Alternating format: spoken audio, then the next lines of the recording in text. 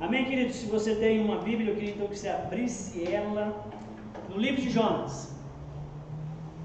Tem acontecido de eu chamar os outros livros da Bíblia de Evangelho, tá? Mas Evangelho só tem 4. É porque a gente pregou aqui quase 2 anos no Evangelho de Marcos, e agora para mim quase tudo virou Evangelho. Mas é o livro de Jonas, Velho Testamento. Eu queria que você abrisse aí a sua Bíblia.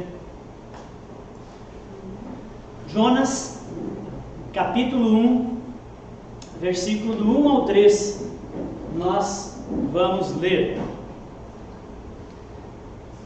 Ok? Se você não tem a Bíblia aí no eletrônico ou físico, você pode acompanhar, você pode também fazer a leitura comigo que está aqui projetado. Jonas, capítulo 1, versículo do 1 ao 3. A palavra do Senhor veio a Jonas, filho de Amitai. Vai agora à grande cidade Nínive e prega contra ela, porque a sua maldade subiu até mim. Jonas, porém, fugiu da presença do Senhor na direção de Tarsis. São só 3 versículos, eu vou ler de novo com vocês, tá bom? A palavra do Senhor veio a Jonas, filho de Amitai. Vai agora à grande cidade Nínive e prega contra ela, porque a sua maldade subiu até mim. Jonas, porém, fugiu da presença do Senhor em direção a Tarsis. Irmãos, hoje nós começamos uma nova série de mensagens. Nós gostamos de pregar em séries aqui na comunidade. Umas são mais curtas, outras são mais longas. Quando são muito longas a gente interrompe e faz outras mais curtas no meio, e a gente vai indo assim.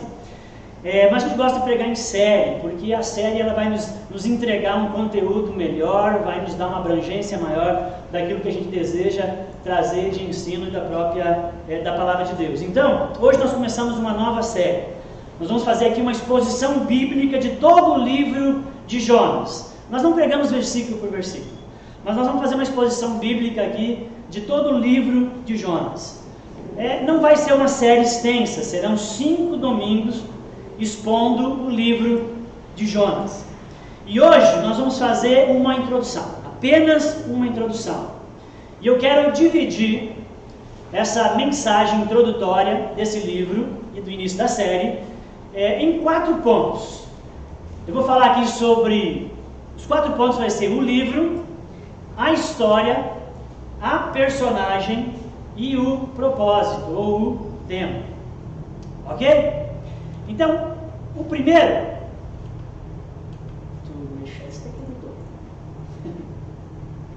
O primeiro é o livro, então. Ok? Quem aqui já leu todo o livro de Jonas? Uma vez na vidinha. Já leu? Jonas tem 4 capítulos bem curtos. Fácil de ler. Esse livro faz parte do rolo dos profetas menores. Para quem estuda um pouco da Bíblia sabe que ela tem algumas divisões. Ele faz parte do livro dos profetas menores, do rolo, que são 12. Os eventos, a história, o que aconteceu aqui nesses 4 capítulos, aconteceu aproximadamente dos anos de 786 a 746 a.C. Não que esse evento aqui aconteceu em 40 anos. Nesse período, porque nós sabemos que Jonas foi profeta durante o reinado de Jeroboão II. E ele reinou em Israel, reino do norte, por 40 anos, de 786 a 746. Então essa história, especificamente a data é difícil dizer, mas ela aconteceu nesse intervalo, ok?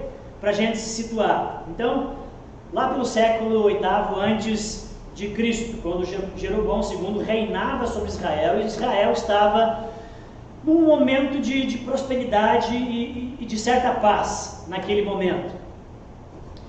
É um profeta pré-exílico, ou seja, o seu conteúdo é antes de que Israel, o reino do norte, fosse levado ao cativeiro, praticamente ao extermínio e à destruição de Jerusalém, que aconteceu em 722.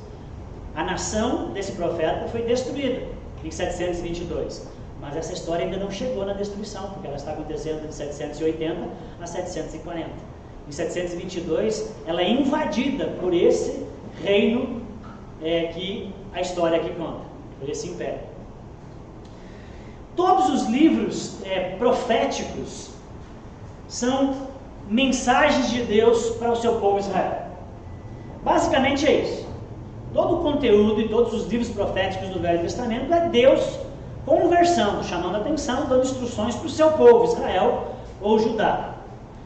Onde o profeta que Deus levanta, ele é enviado para falar para o seu próprio povo, os seus compatriotas, né? Então o profeta vai e fala para os seus. Mas Jonas, irmãos, ele é único, ele é totalmente diferente, porque ele é o único profeta do Velho Testamento de Israel que é enviado a pregar para uma outra nação. Isso nunca tinha acontecido. Ele é o único que vai pregar numa outra nação, vai levar a mensagem que Deus deu para essa nação. Dá para se dizer, deixa eu voltar aqui.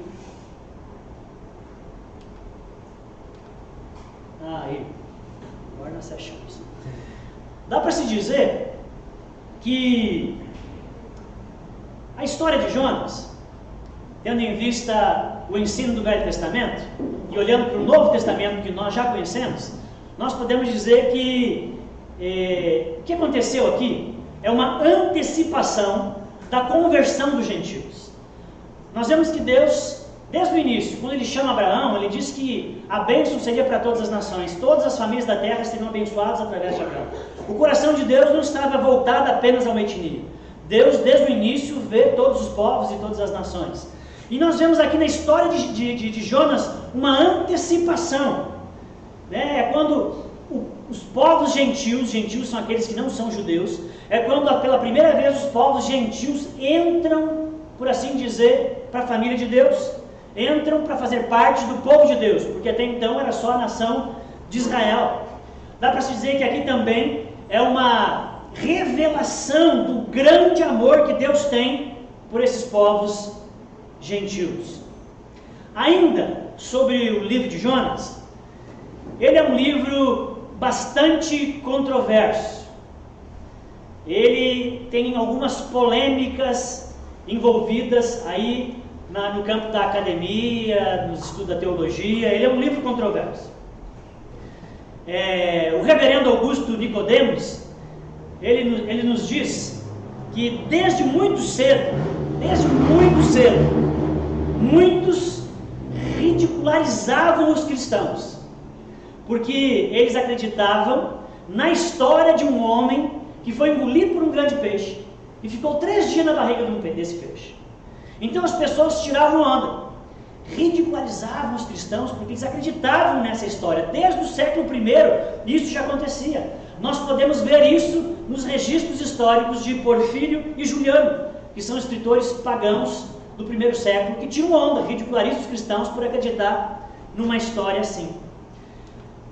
Também, alguns dizem, as controvérsias ao redor desse livro, alguns dizem que não foi um fato real, que essa história, ela não aconteceu de verdade, mas na verdade ela é uma parábola. Uma parábola é uma história que é criada a partir de fatos do dia a dia, do corriqueiro, mas ela é criada com a motivação de se passar um princípio moral. Então alguns defendem que Jonas não aconteceu, mas é uma história que foi criada para passar uma história moral a respeito do grande amor de Javé. Javé ama tanto os povos e as etnias que ele criou, que ele quer alcançar essas nações. Então alguém criou, algum judeu piedoso criou essa história para falar bem de Javé, do Deus Criador. Outros alegam que a história de Jonas é uma lenda, que foi plagiada dos gregos, pois nas histórias gregas, principalmente de Homero, ele conta a respeito de Hércules, que ficou, em dado momento, ficou 3 dias dentro de um monstro marinho, Hércules, Homero conta isso, 3 dias na barriga de um monstro marinho, com a intenção de salvar a sua amada Alcione. Bom, sobre isso, para mim é muito mais provável que a história de Jonas é que tenha sido pegada e emprestada por Homero e pelos gregos, e plagiada por eles, e não o contrário, pois Jonas viveu em aproximadamente 800 a.C. e há uma abundância de manuscritos a respeito deste livro, enquanto que Homero quase nada se tem para se falar da sua existência e do conteúdo das coisas que ele escreveu.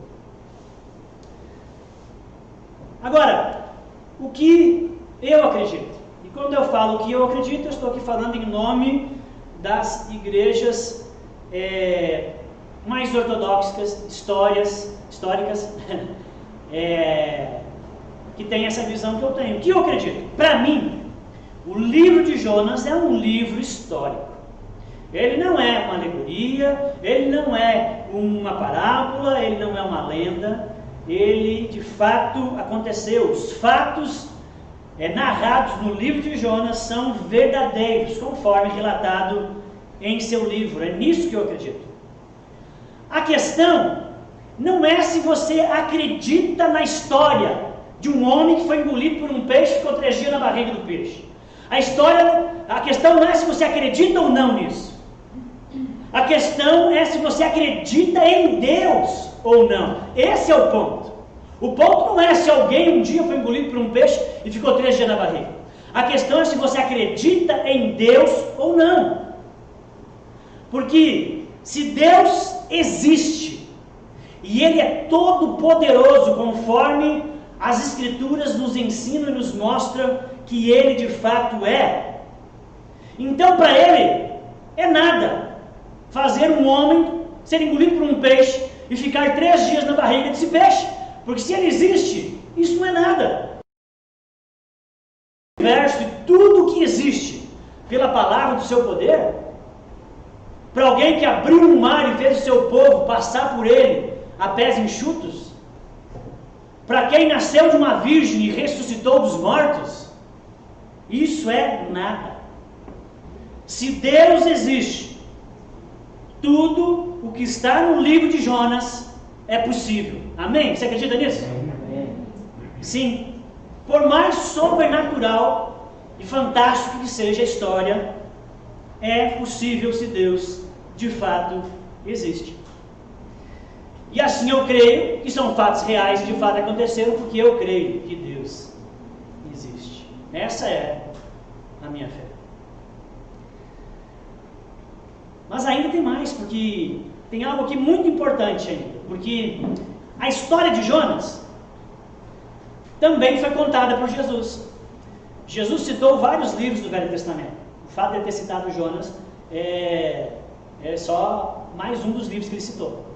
Mas Jesus, ao citar Jonas, ele faz isso em Mateus, capítulo 12, versículo 40, e ele conta de Jonas que ficou 3 dias na barriga do peixe, e que ele não vai dar sinal para ninguém que está pedindo sinal, e o único sinal vai ser o de Jonas, então ele fala de Jonas que aconteceu. Jesus tratou a história de Jonas não como uma parábola, não como uma lenda. Jesus tratou a história de Jonas como um fato real, sendo Jesus quem ele é, Deus, íntegro, reto. Ele não tomaria uma mentira e a contaria como verdade, porque senão cai em descrédito o conteúdo do seu ensino. Logo, se Jesus toma a história de Jonas como verdadeira, ele está ratificando ou endossando a veracidade da narrativa de Jonas. Amém?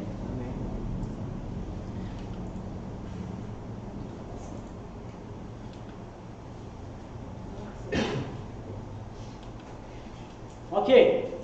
Primeiro ponto, então, o livro. O segundo ponto a história. Eu imagino que todos vocês aqui, e os que nos assistem em casa, conhecem a história de Jonas.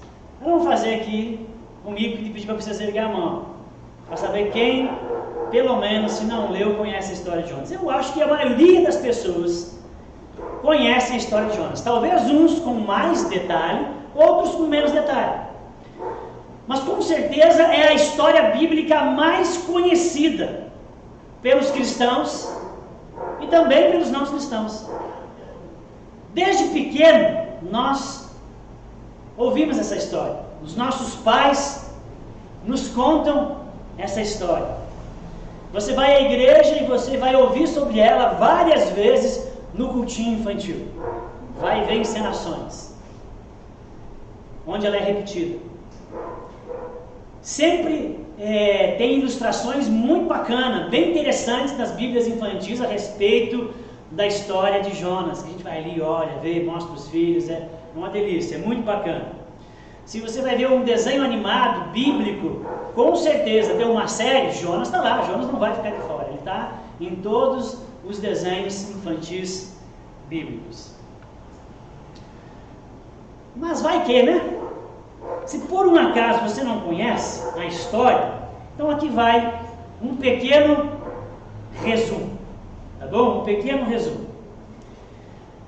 A história é o seguinte: Deus, Jeová, Javé, o Deus Todo-Poderoso, ele aparece ou ele conversa com um profeta chamado Jonas, mais ou menos no século 8 a.C. E ele dá uma ordem específica para esse homem. Deus diz para ele: vai à grande cidade de Nínive, a mais ou menos uns 800 quilômetros de onde ele morava, e prega para eles, porque eu estou zangado, eu estou aborrecido com o que eles têm feito, eles têm sido muito maus, e eu estou vendo. Prega para eles. Nínive é a capital da Síria, um grande império que está crescendo nesse momento da história antiga. Jonas ouve a instrução de Deus. Todo profeta obedece a Deus, sabe quem está mandando, as consequências de desobedecer a Deus.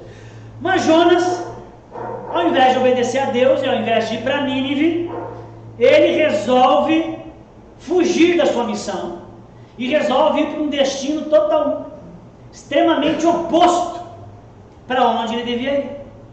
Se Deus mandou ele para o norte, ele estava indo para o sul. Ele precisava ir lá para a região mais ou menos do Iraque, que seria hoje, e ele resolve ir para o sul da Espanha, que é onde fica Tarsis, mais ou menos hoje. Então ele achou que ele poderia fugir de Deus. Então ele entra num barco, e logo que esse barco zarpa, não muito longe do continente, Deus envia uma tempestade bem grande e muito violenta, fora do normal, que está ao ponto de quebrar no meio do barco, estão a ponto de afundar. E os marinheiros, sabendo que aquela tempestade não é normal, então eles chegam à conclusão que os deuses estão furiosos e que alguém ali no barco pisou na bola com algum deus, e eles chegam até Jonas e descobrem que Jonas é que é o vacilão ali. Então eles resolvem lançar Jonas no mar. Jonas que dá a ideia. E lançam ele no mar. Quando ele cai no mar, a tempestade para, o barco se acaba, as pessoas são salvas. E Jonas também é salvo, porque ele ia morrer. Ele é salvo por Deus como?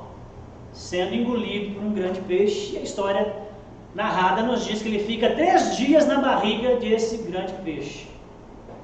Ah, mas o ácido. Ah, mas falta de oxigênio. Gente, Deus criou o universo. Amém? Amém. Nem tinha oxigênio quando ele criou. Então, se ele existe, fica tranquilo. Amém? Não há impossíveis para ele. Então ele fica 3 dias na barriga desse grande peixe. Lá ele se arrepende, ele conversa com Deus, ele ora. E aí o grande peixe leva ele até o continente. Leva ele até a terra e despacha ele. De graça. Uma viagem de Uber, de graça.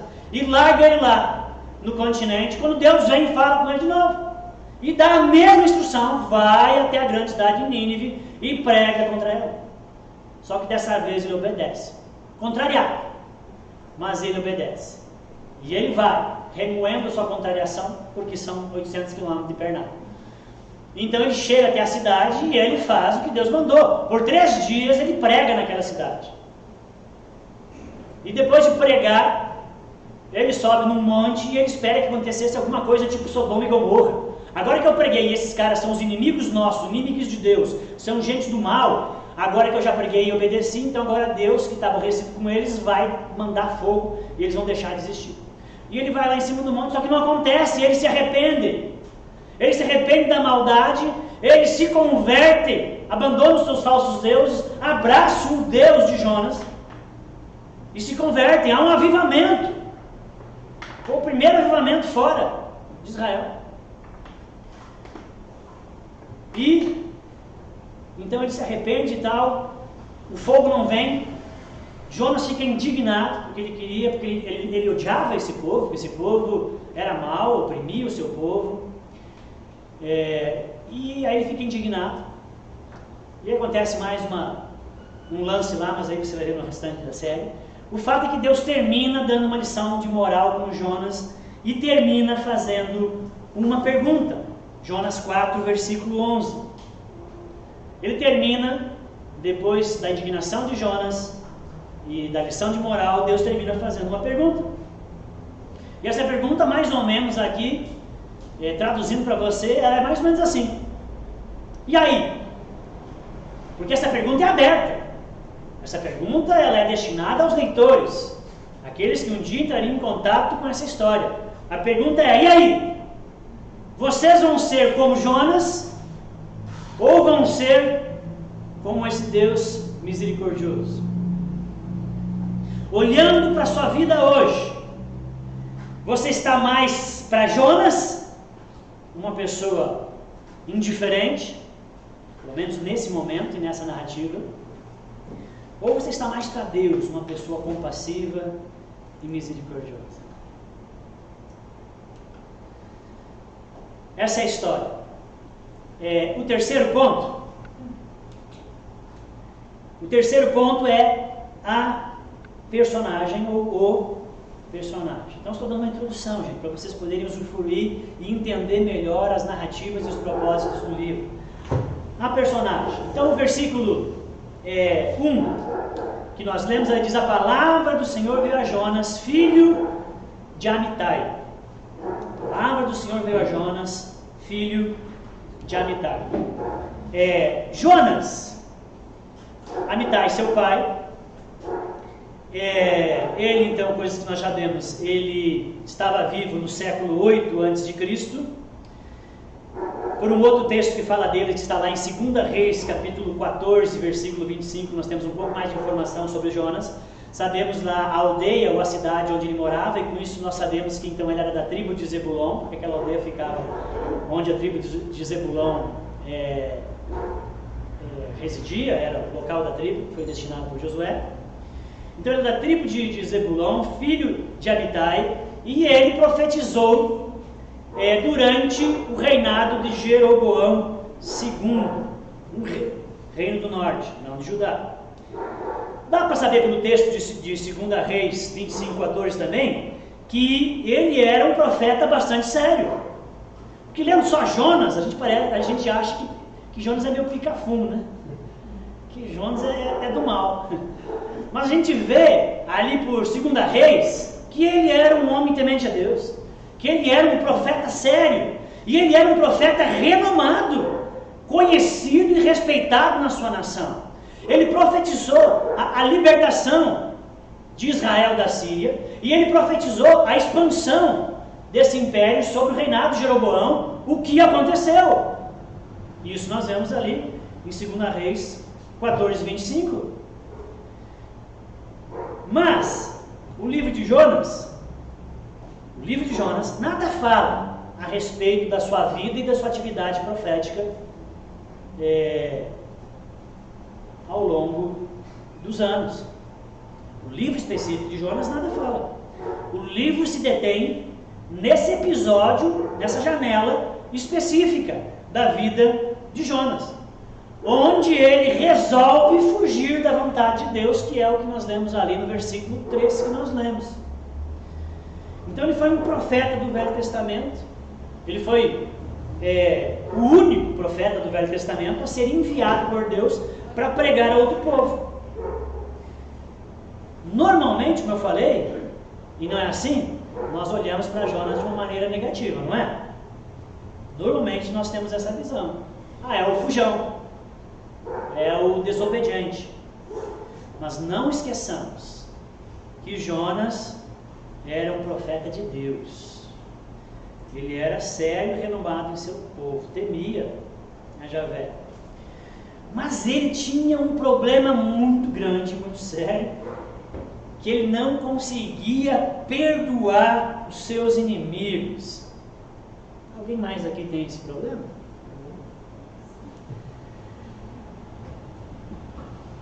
Há Jonas entre nós? Jonas não conseguia perdoar os seus inimigos, que eram os assírios. Era um povo muito mau. Eles já há algumas décadas impunham tributo pesado, porque é um império que cresceu, Israel é um império pequenininho, então eles colocavam taxas de tributos que escravizavam a nação. E volta e meia eles faziam incursões para dentro de Israel, devastando colheitas, matando pessoas, etc. Então eles odiavam o Império Assírio, mas eles ainda não estavam mega power, mas eles já odiavam esse império. Alguns acreditam que Jonas, isso é especulação, mas alguns acreditam que Jonas odiava muito também eles, porque talvez numa dessas incursões do Império Assírio para dentro do território de Israel, numa dessas aldeias devastadas, talvez toda a família de Jonas tenha sido morta pelos assírios. Então o fato é que ele odiava essa gente. E aí Deus chega para ele e diz: vai e prega.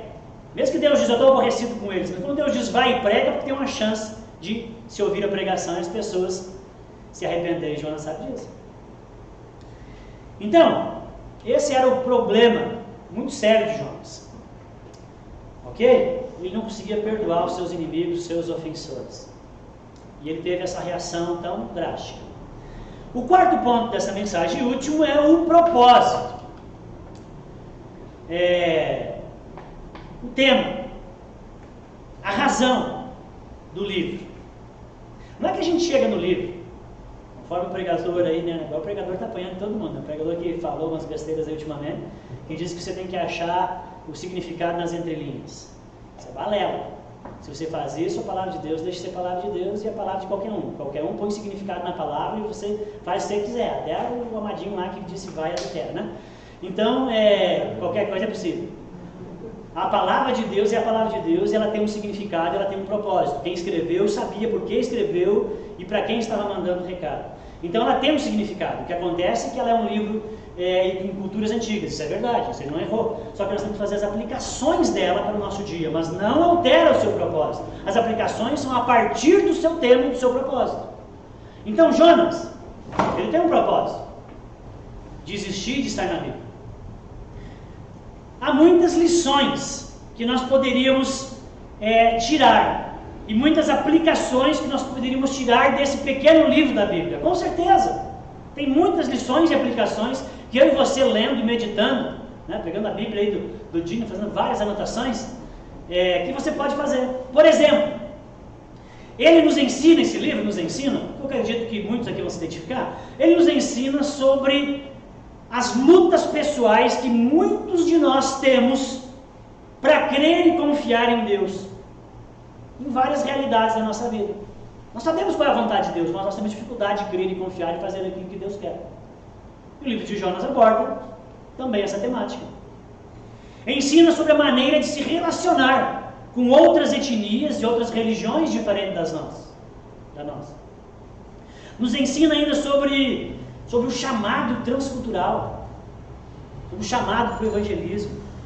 Também fala do efeito cáustico, corrosivo, maléfico de um nacionalismo tóxico, principalmente sobre a tarefa missionária. O livro revela o grande amor de Deus pelos povos e sociedades não pertencentes à comunidade cristã. Então são várias lições que a gente vê e aprende aqui nesse livro. Tim Keller, ele diz que perceber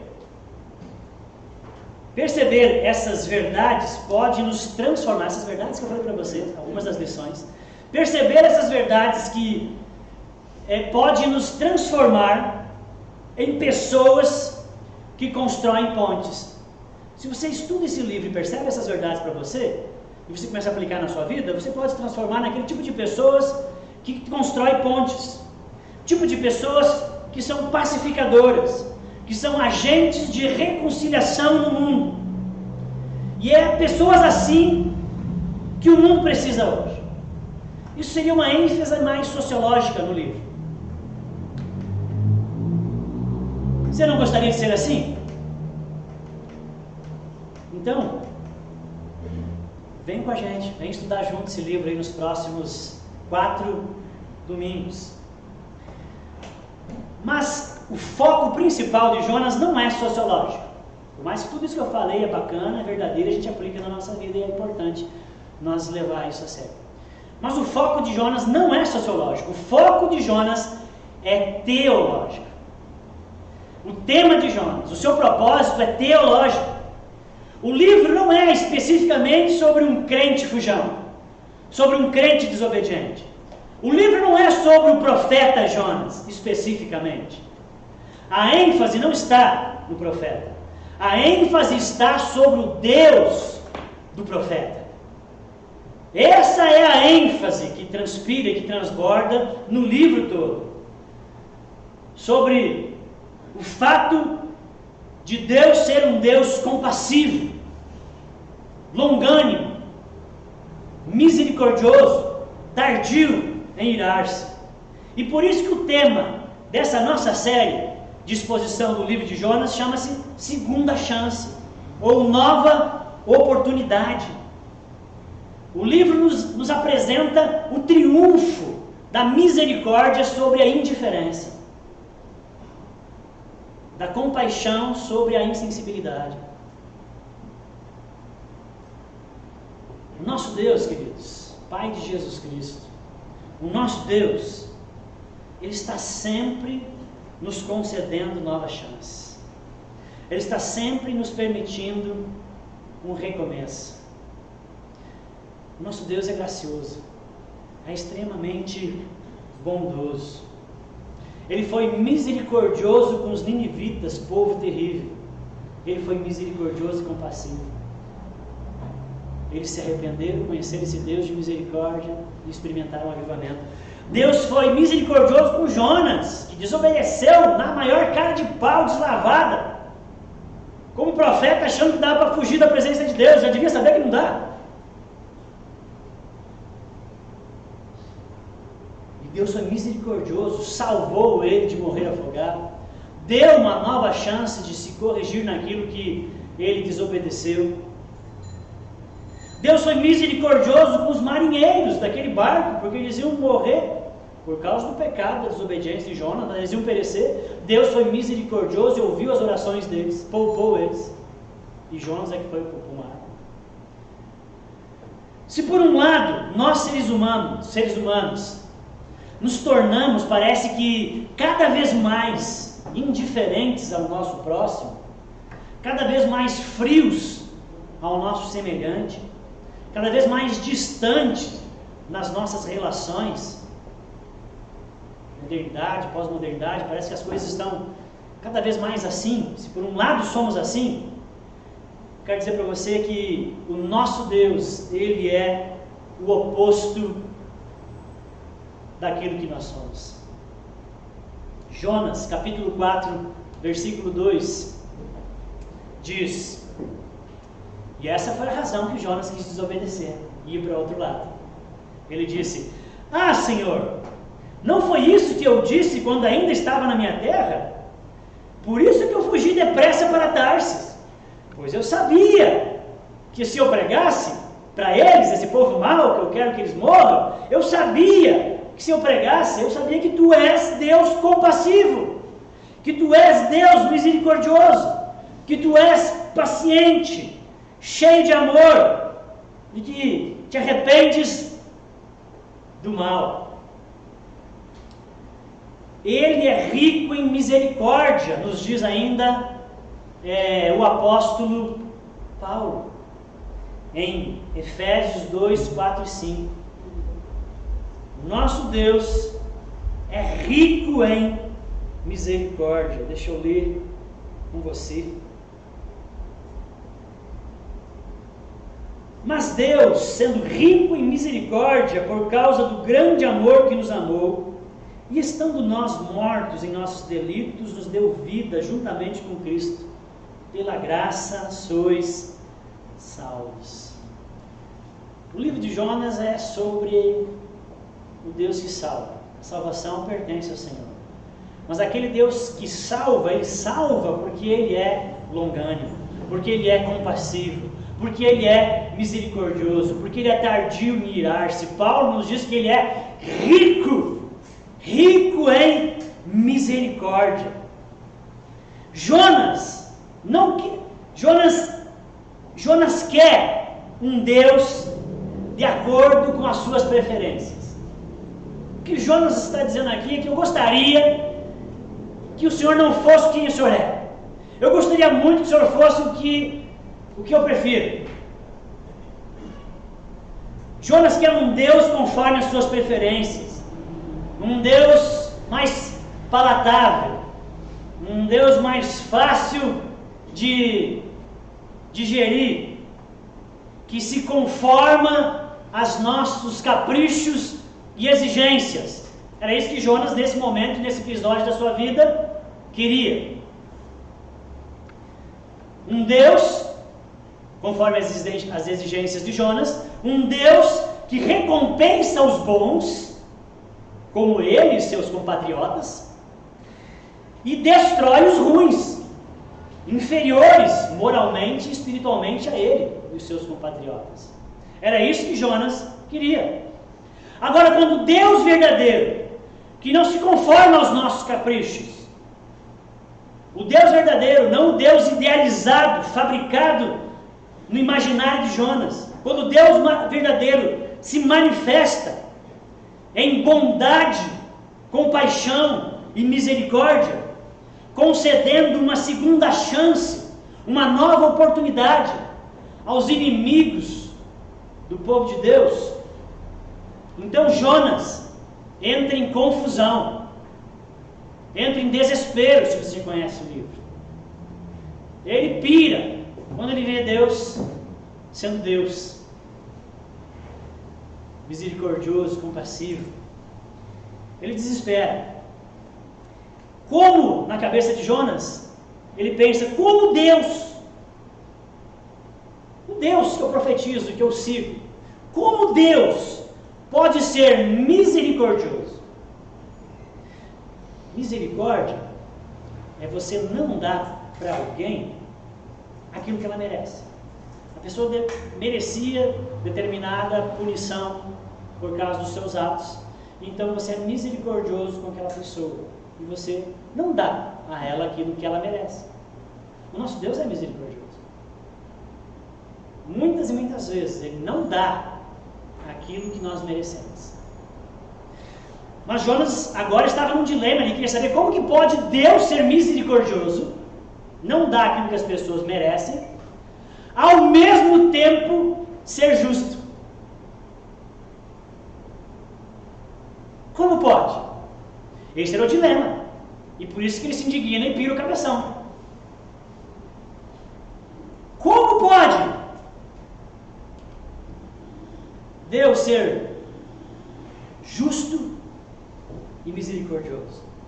Como pode Deus ser amoroso, todo amoroso, sem comprometer o seu atributo de ser justo, sem comprometer o seu caráter, sem manchar a sua glória?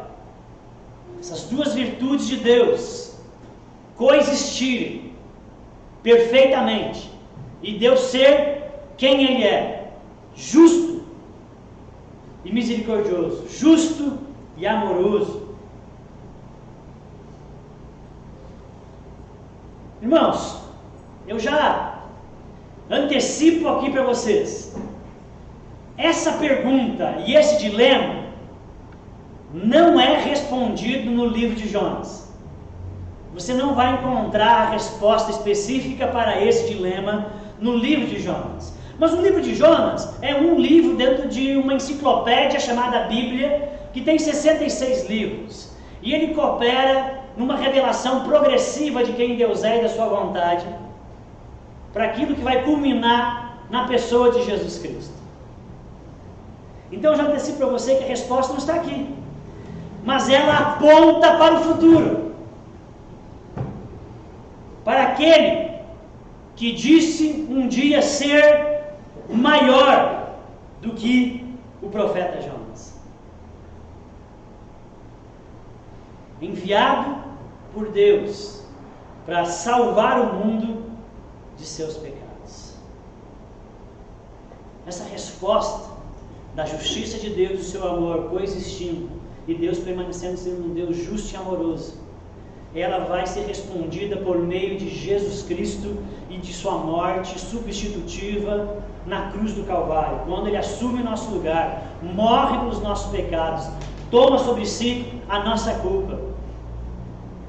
Deus responde ali e mostra como que é possível ser amoroso, porque Ele nos dá o seu Filho, o seu único Filho, para morrer por nós, os seus inimigos, os bandidos, não os mocinhos.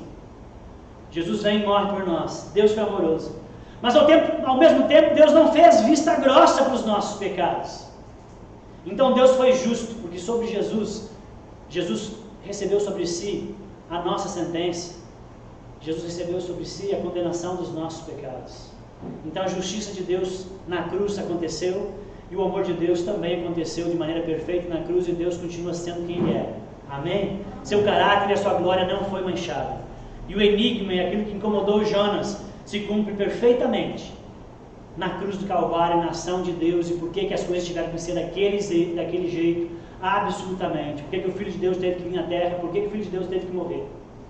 Para que o amor de Deus e a justiça de Deus se cumprisse perfeitamente. Jonas, ele aponta para isso, esse dilema de Jonas. Paulo nos diz que esse dilema de Jonas, que é explicado na cruz, Paulo traduz isso teologicamente em Romanos 3,36, dizendo que Jesus tornou-se justo e justificador daqueles que creem.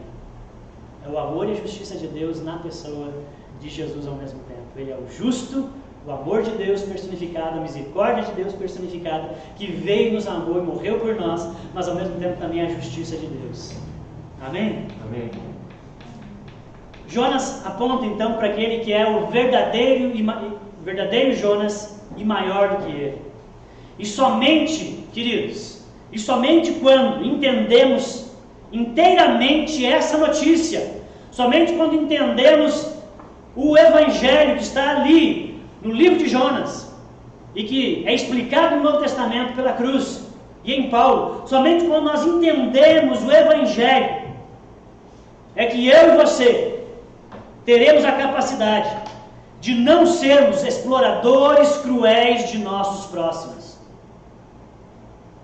Somente quando entendemos essa notícia do amor e da justiça de Deus aplicada na cruz em Jesus e derramado sobre nós, é que nós não seremos exploradores cruéis de nossos filhos, de nossos cônjuges, de nossos amigos, de nossos funcionários, como os ninivitas eram. Somente quando entendemos esse Evangelho maravilhoso, é que nós também não seremos legalistas e moralistas, como Jonas se comportou no episódio dessa história.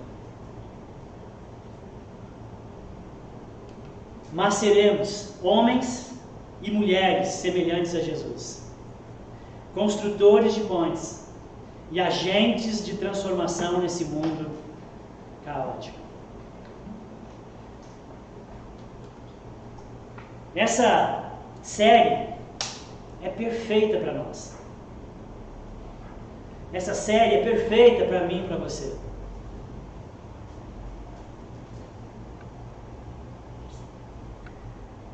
Ela é perfeita para nós porque todos nós somos Jonas. Amém? Todos nós somos Jonas. Nós queremos fazer sempre do nosso jeito. Deus tem o seu jeito, mas nós insistimos em fazer do nosso jeito. Nós insistimos em querer botar Deus na prensa e tentar sujeitar Deus aos nossos caprichos e à nossa vontade. Se Deus não fizer, então eu saio da igreja, eu fico magoado, né? Eu não ando mais com Jesus, porque Deus não está sendo como eu quero que Ele seja. Então, nós somos como Jonas, queremos fazer do nosso jeito. Nós resistimos à vontade de Deus. Nós somos insensíveis aos que perecem, insensíveis muitas vezes às necessidades que estão bem próximas de nós, indiferentes, não estendemos a mão. Paulo diz que que Deus é rico em misericórdia, e ele mostra que é rico em misericórdia porque o versículo seguinte diz que Ele nos deu o Seu Filho, porque nós estávamos mortos em nossos delitos e pecados. A misericórdia de Deus não é empatia. Nós gostamos muito do termo empatia. Empatia não é sinônimo de misericórdia. Empatia é você sentir o que o outro sente. Necessariamente você não precisa fazer nada. Você sente o que o outro sente. Fica triste, bravo, maluco. A misericórdia pressupõe ação. A misericórdia é você entender a calamidade do outro e você dar um passo na direção dele. Você constrói uma ponte. Amém? Amém? Esse texto fala de misericórdia, não de empatia. A característica que Deus deseja que nós desenvolvemos na nossa vida não é a empatia, é a misericórdia. Ela é superior à empatia. E Deus é rico em misericórdia. Ele concede incontáveis segundas chances para mim e para você. Em vários círculos. Às vezes quando é para falar assim, gente, vamos lá, faz uma oração aí elogiando uma característica de Deus. Deus tem tantas, mas sempre a primeira que vem na minha cabeça é a paciência. Que tem a ver também aí com a longanimidade e a misericórdia. Porque eu sei que eu sou um pecador. Porque eu sei que hoje eu pedi perdão por um pecado e digo, Deus, eu não vou vacilar, não vou fazer. Mas daqui 2 dias eu estou lá de novo, Deus, fiz o mesmo pecado, Deus. E Deus de novo me dá uma segunda chance. E Deus de novo me dá uma nova oportunidade. Eu sei que eu sou Jonas. E eu vejo a misericórdia de Deus, a compaixão de Deus. E eu louvo a Ele por quem Ele é. Amém? Amém. Deus é rico em misericórdia. Nos concede incontáveis segundas chances. Para todos nós. Ele não nos dá o mal que nós merecemos. Pelo contrário, Ele nos dá o bem que nós não merecemos. Amém? Amém. Ele é gracioso. Jesus, o nosso Salvador, aquele que é superior a Jonas. Jesus, o nosso Salvador, é a encarnação da misericórdia de Deus. Amém? Ele veio à terra como o profeta enviado a Nínive. Ele veio à terra como uma resposta de Deus dizendo para nós pecadores miseráveis, nojentos, eu dou a vocês nova chance. Eu dou a vocês salvação por meio do meu filho. Para de ser nojento e querer fazer do seu jeito, porque até agora não deu certo e não vai dar. Faz do meu jeito, que é infalível. Amém? Amém. Em Jesus há salvação. Jesus é a encarnação da misericórdia divina. E nós que andamos com Jesus, você que se diz um cristão, um evangélico, um protestante, você que anda com Jesus e que procura imitar os seus passos, imitar Jesus, como nós deveríamos ser exímios em misericórdia. Porque Deus é rico em misericórdia, Jesus é a encarnação da misericórdia, nós seguimos o misericordioso, queremos imitar o misericordioso, convivemos com Ele. Então nós deveríamos ser exímios em misericórdia. Nós deveríamos ser excelentes em compaixão. Os primeiros a conceder novas chances àqueles que pecam contra a gente, aqueles que vacilam. Não estou falando aqui que crente é bobão, tá? Nem Deus é bobão. Ele é rico em misericórdia. Mas até a paciência de Deus tem limite. O povo de Israel acabou se dando mal porque ele esticou o que deu ao povo de Israel, a misericórdia e a compaixão de Deus. Mas nós deveríamos ser como Deus. Amém? Imitá-lo. Ele é rico em misericórdia, seu Filho é a encarnação da misericórdia, a cruz é a misericórdia de Deus. Nós andamos com Ele. Nós estamos fazendo, está quase no fim, um curso nos PGs. Vai terminar agora em novembro. Um curso online que a gente não pode se reunir. E a última lição passada falou disso, né? A gente estudou, estamos estudando, na verdade, o módulo é sobre misericórdia, bem acalhado, né? A gente nem planejou isso, mas Deus conspira.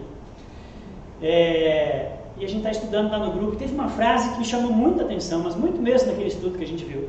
E a frase é a seguinte, a frase é essa: se a misericórdia ou a compaixão é secundária ou de pouca importância em nossas vidas ou na igreja, nós deveríamos nos perguntar: a que distância mesmo nós estamos de Jesus?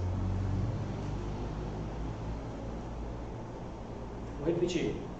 Se a misericórdia ou compaixão é secundária, é de pouca importância em nossas vidas e na igreja, nós deveríamos nos perguntar: a que distância estamos de Jesus?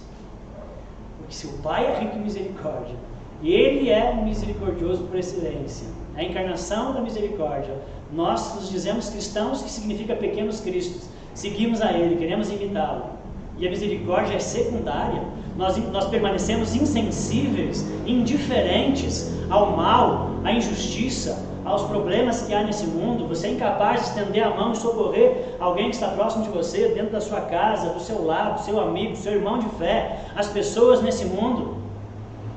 Será que você está andando com Jesus? Ou você é um narciso que está andando com você mesmo e adorando você mesmo?